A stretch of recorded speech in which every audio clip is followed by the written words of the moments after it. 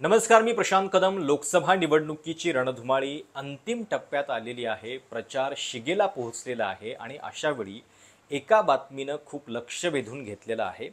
अर्थात ही बातमी तुम्हाला मेनस्ट्रीम माध्यमांमध्ये फारशी दिसणार नाही, त्याच्यावरती चर्चा होणार नाही, पण बातमी खरोखर खूप वेगवेगळ्या अर्थांनी महत्त्वाची आहे आणि त्यामुळं ती तुमच्यापर्यंत पोहोचवणं आवश्यक वाटलं।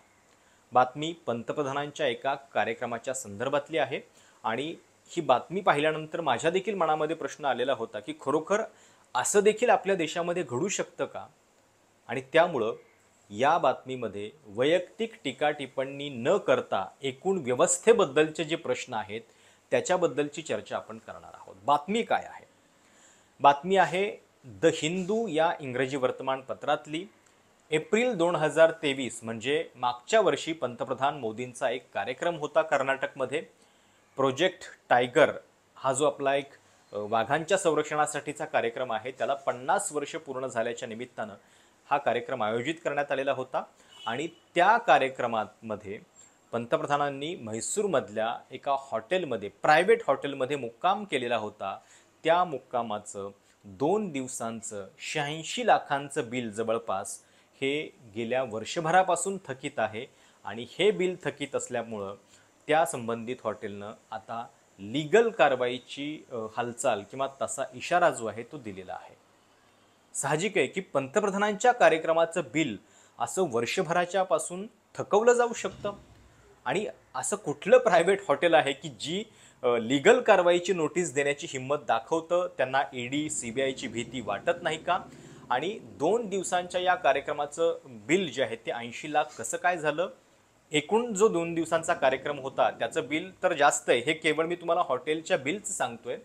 पण या संपूर्ण प्रकरणामध्ये जे काही घडलेलं आहे त्याच्यामुळं आपल्या व्यवस्थेमध्ये एक सरकारी कामाची जी पद्धत आहे ती पद्धत कधी-कधी कशा पद्धतीनं काम करते आणि एकूणच विषय जो आहे तो पंतप्रधानांच्या सारख्या एका महत्त्वाच्या व्यक्तीच्या कार्यक्रमाचा आहे।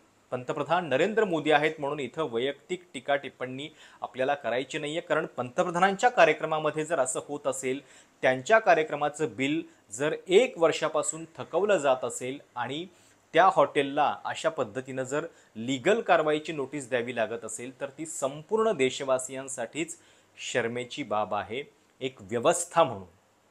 आणि म्हणून त्याचा विचार जो आहे तो नीट करणं गरजेचं आहे। नेमका हा सगळा मुद्दा काय आहे हे मी तुम्हाला सांगतो। एकतर एप्रिल 2023 9 ते 11 एप्रिलच्या दरम्यान हा कार्यक्रम होता।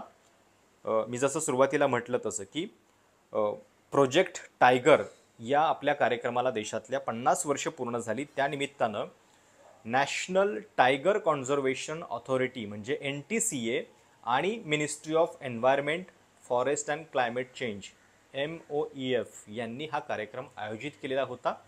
आता एक गोष्ट फक्त लक्षात घ्या की 9 एप्रिल 2023 म्हणजे जेव्हा हा कार्यक्रम आयोजित होत होता तेव्हा कर्नाटकमधल्या निवडणुका सुरू होत्या, आचारसंहिता लागू होती। त्यावेळी केंद्र सरकारनं हा कार्यक्रम ठरवला आणि स्टेट गव्हर्नमेंटला तो कंडक्ट करायला सांगितला। त्या कार्यक्रमासाठीचं 3 कोटी रुपयांचं बजेट जे आहे ते देखील केंद्र सरकारनं सँक्शन केलं आणि केंद्रानं याची पण हमी दिली की हा सगळा खर्च जो आहे तो तुम्हाला 100% सेंट्रल असिस्टन्समधून होईल। आता एवढं सगळं झाल्यानंतर मग प्रॉब्लेम कुठे आला? तर प्रॉब्लेम असा आला की हा सगळा कार्यक्रम जो आहे तो शॉर्ट नोटीसवरती स्टेट गव्हर्नमेंटला कंडक्ट करायला सांगितलं। स्टेट गव्हर्नमेंटचं जे फॉरेस्ट डिपार्टमेंट होतं त्यांनी त्याची सगळी तयारी सुरू केली। एका इव्हेंट मॅनेजमेंट कंपनीला आउटसोर्स करण्यात आलं हा सगळा कार्यक्रम करण्यासाठी आणि मग नंतर या कार्यक्रमाचा जो खर्च आहे तो शॉर्ट नोटीसवरती वेगवेगळ्या अरेंजमेंट स्पेशल कराव्या लागल्या, त्याच्यामुळं हा खर्च वाढून झाला 6.33 कोटी। म्हणजे केंद्र सरकारनं आश्वासन दिलं होतं 3 कोटी आम्ही तुम्हाला देऊ, 100% मदत करू, तेवढी सँक्शन झालेली होती, पण हा कार्यक्रम जो आहे तो 6.33 कोटी झाला हा सगळा खर्च।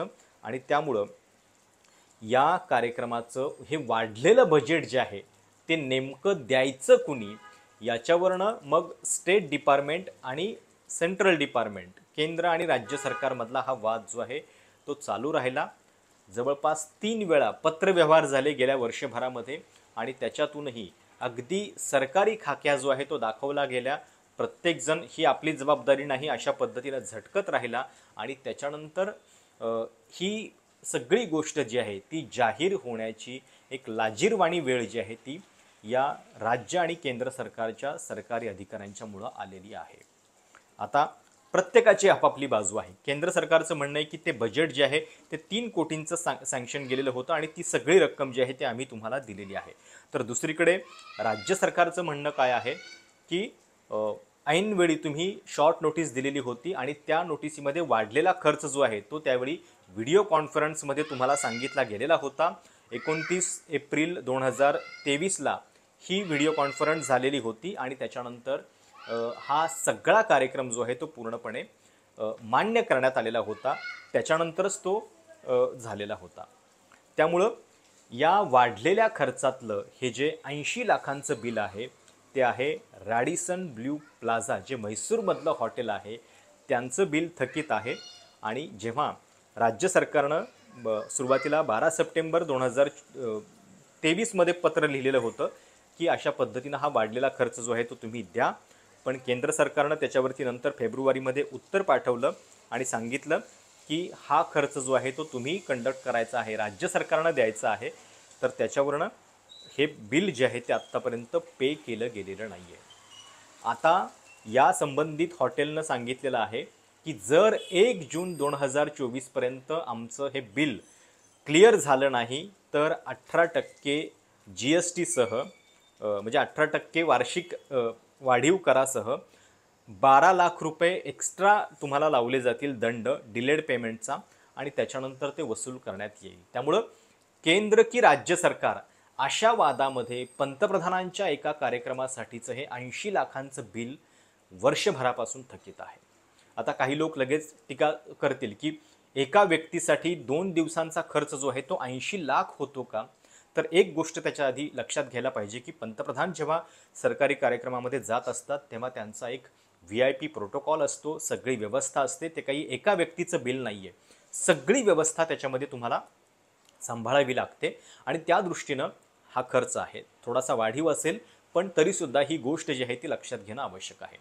पण त्याच्या पलीकडे जाऊन प्रश्न असा पडतो की आपल्याकडं पंतप्रधानांसारख्या इतक्या महत्त्वाच्या व्यक्तीचा हा खर्च करण्यासाठी सरकारीच व्यवस्थेमध्ये अशा पद्धतीच्या सुविधा का उपलब्ध नाही आहेत? म्हणजे प्रायव्हेट एंटिटीकडं एखाद्या खाजगी हॉटेलकडं जाण्याची वेळ का येते जर आपली सरकारी गेस्ट हाऊसेस जर अशा पद्धतीनं व्यवस्थित असतील की ज्याच्यामध्ये हा सगळा सुरक्षेचा इंतजाम जो आहे तो नीट करता येईल. असं जर आपण केलं तर कदाचित असे प्रश्न जे आहेत ते निर्माण होणार नाहीत, एकमेकांच्याकडे बिलं सरकवली जाणार नाहीत आणि त्या दृष्टीने देखील हा प्रश्न जो आहे तो महत्त्वाचा आहे. आता हा जो कार्यक्रम होता तो नेमका आचारसंहितेच्या वेळी झालेला होता ज्यावेळी कर्नाटकच्या निवडणुका होणार होत्या. जर कर्नाटकमध्ये भाजपचं सरकार निवडून आलं असतं तर केंद्रात आणि भाजपमध्ये एकच सरकार असल्यामुळं कदाचित हा बिलाचा मुद्दा जो आहे तो समोर आलाच नसता. आता तिथं काँग्रेसचं सरकार आहे, त्याच्यामुळं देखील त्या सरकारचं म्हणणं असं आहे की हा मुळामध्ये सेंट्रल गव्हर्नमेंटचा कार्यक्रम होता, त्याच्यामध्ये आपण पडण्याची काय कारण आहे आणि त्यांनी सँक्शन केलेलं असल्यामुळं त्यांनीच त्याचं बिल द्यायला पाहिजे, अशी सुद्धा भूमिका जी आहे ती आत्ता या सरकारनं घेतलेली आहे. आता या सगळ्या वादानंतर पुन्हा तिथल्या जे वनमंत्री आहेत कर्नाटक सरकारचे त्यांनी सुद्धा हा इशारा दिलेला आहे की जर तुम्ही या सगळ्या प्रकरणामध्ये लक्ष देणार नसाल तर आम्हाला हा सगळा प्रकार जो आहे तो नीट सांभाळावा लागेल. आणि त्याच्यामध्ये त्यांनी हे म्हटलेलं आहे की आचारसंहिता त्यावेळी सुरू असताना हा कार्यक्रम जो आहे तो सँक्शन करण्यात आलेला होता आणि याच कार्यक्रमावरून तुम्हाला जर आठवत असेल तर तेव्हा वाद पण खूप झालेला होता. तो एक वेगळाच वाद होता की पंतप्रधान मोदी त्यांच्या पूर्ण सफारीच्या गणवेशामध्ये कर्नाटकच्या त्या बंदीपूर अभयारण्यामध्ये गेलेले होते, पण यावेळी त्यांना एकही वाघ जो आहे तो दिसलेला नव्हता. तो वाघ का दिसला नाही याच्यावरून सुद्धा मग सेंट्रल आणि स्टेट फॉरेस्टचे जे अधिकारी आहेत त्यांच्यामध्ये काही बाचाबाची किंवा एकमेकांना झाडल्याच्या बातम्या ज्या आहेत त्या देखील आलेल्या होत्या. स्टेट फॉरेस्ट ऑफिशियल्सने तेव्हा सांगितलेलं होतं की इतका मोठा VIP वाहनांचा ताफा जो आहे तो त्या अभयारण्यामध्ये घुसवल्यामुळं त्यावेळी वाघाचं दर्शन होऊ शकलं नाही आणि त्याची कारणं जी आहेत ते आमच्यावरती ढकलण्याचा प्रयत्न होतोय, हा सुद्धा वाद जो आहे तो त्यावेळी झालेला होता.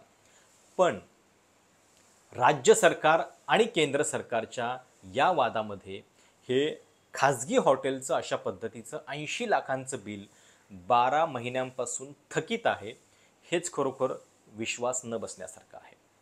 आशा करूयात की आपले केंद्र आणि राज्य सरकारचे जे अधिकारी आहेत ते किमान पंतप्रधानांसारख्या महत्त्वाच्या व्यक्तीच्या कार्यक्रमामध्ये देखील आपला इगो जो आहे तो बाजूला ठेवतील आणि अशा पद्धतीनं सगळ्याच देशाला म्हणजे लाज वाटेल अशा पद्धतीचं कृत्य जे आहे ते किमान सरकारी नोकरशाहीमध्ये अशा कार्यक्रमांच्या बाबतीत तरी होऊ नये. आता या सगळ्या प्रकरणातून हे पण दिसतंय की केंद्र सरकार आणि राज्य सरकारांचे जे संबंध आहेत ते कशा पद्धतीनं बिघडत चाललेले आहेत. म्हणजे त्याला एक फार मोठा इतिहास आहे, केवळ आत्ताचं सरकार आहे म्हणून असं नाही आहे.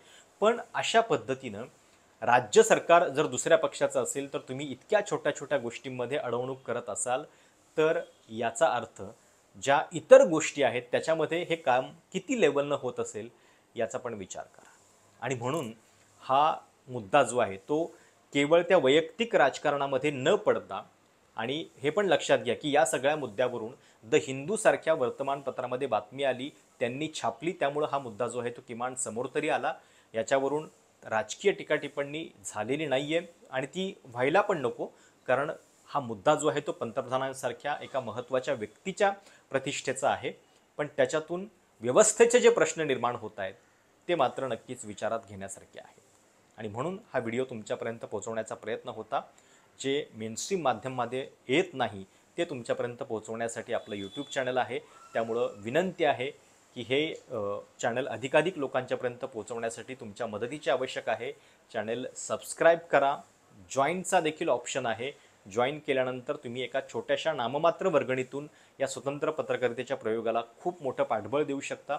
त्याचा देखील विचार नक्की करा. आणि या सगळ्या कार्यक्रमाच्या बद्दल जे बिल थकलेलं आहे त्याच्याबद्दल तुमचं मत काय आहे, तुमची प्रतिक्रिया मला ऐकायला आवडेल. ती देखील कमेंट्समध्ये नक्की कळवा. धन्यवाद.